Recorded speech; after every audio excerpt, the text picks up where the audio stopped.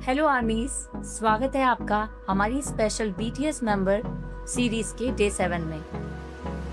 पिछले 6 दिनों में हमने अपने 6 प्यारे मेंबर्स के सफर को जाना है और आज हम इस सीरीज के आखिरी दिन हम बात करने वाले हैं उस मेंबर्स की जिनकी जादुई आवाज और कातिलाना डांस मूव्स देखकर हर किसी का दिल पिघल जाता है। जी हाँ, हम बात कर रहे हैं बीटीएस के रेजिडेंट एंजल जिमिन यानी पाक जिमिन के बारे में। तो चलिए जानते हैं उनकी इस खूबसूरत और प्रेरणादायक सफर को। तो चलिए बिना किसी देर किए सीधे चलते हैं उनके पास और देखते हैं कि स्टार बनने से पहले उन्होंने शुरुआत कैसे की रही। शुरुआत करते ही जिमिन की हैरान कर देने वाली डेब्यू जर्नी से। क्या आप जानते हैं कि जिमिन बचपन से ही डांसिंग में उस्ताद थे। वो Busan high school of arts के मॉडर्न डांस डिपार्टमेंट के टॉप स्टूडेंट थे। उनके डांस टीचर ने ही उन्हें बिग हिट के ऑडिशन के लिए सजेस्ट किया था। जिमिन बीटीएस में शामिल होने वाले सबसे आखिरी मेंबर थे। उनके पास ट्रेनिंग के लिए सिर्फ 1 साल से भी कम का वक्त था, लेकिन अपनी दिन रात की कड़ी मेहनत के दम पर उन्होंने साल 2013 में बीटीएस के मेन डांसर और लीड वोकलिस्ट के रूप में धमाकेदार डेब्यू किया था। खैर, ये तो था उनका ऑन स्टेज टैलेंट, लेकिन जब बात पर्सनल लाइफ की आती है तो हमारे जिमिन की पसंद और नापसंद काफी दिलचस्प है। अब हम बात करते हैं जिमिन की पसंद और नापसंद की। जिमिन को खाने में meat, pork, duck, Korean kimchi और ढेर सारा फल खाना बेहद पसंद है। वो सारे फल तो अच्छे से खा लेते हैं, लेकिन उन्हें आम खाना यानी मैंगोज बिल्कुल भी पसंद नहीं है। उन्हें खाली समय में रिलैक्स करना, बुक्स पढ़ना, अपने दोस्तों के साथ वक्त बिताना पसंद है। वो जब भी स्टेज पर होते हैं उन्हें कूल और स्टाइलिश एक्सेसरीज यानी रिंग्स और इयररिंग्स पहनना बहुत पसंद है। नापसंद की अगर बात करें तो जिमिन को सी फूड, सेशेल यानी घोंघे जैसी चीज़ें खाना बिल्कुल पसंद नहीं है। वो उससे दूरी बनाए रखते हैं। इसके अलावा उन्हें अकेले रहना या बहुत ज़्यादा ठंड मौसम बिल्कुल भी रास नहीं आता। लेकिन आर्मीज, आज जिमिन जिस मुकाम पर हैं वहाँ तक पहुँचना उनके लिए वाकई आसान नहीं था। उनके सफ़र में एक ऐसा मोड़ भी आया था जो आपको हैरान कर देगा। जिमिन की लाइफ का सबसे बड़ा और हैरान करने वाला किस्सा यह है कि डेब्यू से पहले उन्हें करीब 8 से 9 बार ग्रुप से बाहर निकालने का फैसला लिया जा चुका था, क्योंकि कंपनी को लगता था कि उनका डांस स्टाइल एक हिप हॉप ग्रुप के लिए बहुत अलग है। लेकिन जिमिन ने हार नहीं मानी। वो ट्रेनिंग के दिनों में सिर्फ 2 घंटे सोते थे और बाकी पूरा वक्त प्रैक्टिस रूप में पसीना बहाते थे। उनकी इसी कभी ना हार मानने वाली जिद, डेडिकेशन ने उन्हें आज दुनिया का सबसे बेहतरीन परफॉर्मर बना दिया है।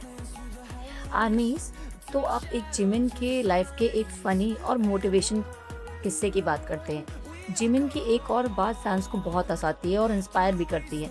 जिमिन की उंगलियां पूरे ग्रुप में सबसे छोटी और ब्लू क्यूट सी हैं, जिसकी वजह से मेंबर्स हमेशा उन्हें चढ़ाते हैं। इसके अलावा जिमिन ने बचपन में 8 साल तक कैंडो, जापानी तलवारबाजी, ताइक्वांडो सीखा था। उनके पास दोनों में ही ब्लैक बेल्ट भी है, लेकिन उन्होंने यह अपने हाथों का मजाक उड़ाए जाने की वजह से नहीं सीखा था। दरअसल वह बचपन में मशहूर जापानी एनिमे वन पीस के मुख्य कैरेक्टर रोरो नोआ जीरो से बेहद प्रभावित थे। वे दुनिया के सबसे बेहतरीन तलवारबाज बनना चाहते थे, इसलिए उन्होंने कैंडो सीखना शुरू किया था। यानी वो बचपन से इतने जुनूनी थे कि किसी की कमी को अपनी ताकत बना लेते थे। जिमिन हमेशा संघर्ष करने वाले लोगों से कहते हैं, आर्मीज, चाहे जो हो जाए हार मत मानो। जब तक आप कोशिश करते रहेंगे आप आगे बढ़ रहे हैं। अपने आप पर भरोसा रखें, क्योंकि तुम जो कर सकते हो वो कोई और नहीं कर सकता।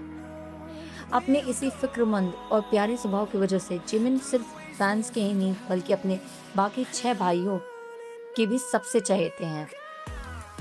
जिमिन को पूरे ग्रुप का केयर टेकर भी कहा जाता है, क्योंकि वो हर मेंबर का बहुत ध्यान रखते हैं। RM नामजुन हमेशा जिमिन के हार्ड वर्क की तारीफ करते हैं और जिमिन उन्हें अपना आइडल मानते हैं। जिन और जिमिन की ट्यूनिंग बहुत ही फनी है। जिन हमेशा जिमिन को अपने डैड जोक्स से हंसाते हैं। शुगा भले ही ऊपर शांत दिखते हैं, लेकिन वो जिमिन को बहुत मानते हैं। दोनों का गाना टॉनी मोंटाना आज भी आइकॉनिक है। जे-होप ओपा, ये दोनों ग्रुप के डांस पिलर्स और रूममेट्स रहे हैं। जे-होप हमेशा जिमिन के डांस को निखारने में मदद करते हैं। अब बात करते हैं वी किम तायुंग के साथ हमारे जिमिन के बॉन्ड की। तो वे दोनों 95 लायर्स यानी बेस्ट फ्रेंड्स हैं। इन दोनों की दोस्ती पर एक पूरा गाना फ्रेंड्स बना है। दोनों एक दूसरे के सुख दुख के सबसे बड़े साथी हैं। अब बात करते हैं जेके के साथ जिमिन के बॉन्ड की।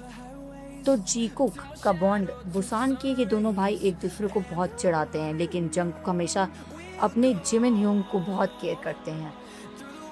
बाकी सातों मेंबर्स का यह आपसी प्यार बीटीएस की असली ताकत है और जिमिन इस ताकत का एक बेहद खूबसूरत हिस्सा है। जिमिन सिर्फ एक कमाल के डांसर या सिंगर नहीं है आर्मी, वो एक ऐसे इंसान है जो अपने मखमली आवाज़ और प्यारी मुस्कान से दुनिया के करोड़ों लोगों के ज़ख्म पर मरहम लगाते हैं। स्टेज पर उनका वो करिश्मा और बैक स्टेज उनका वो मासूम दिल उन्हें सबसे अलग बनाता है।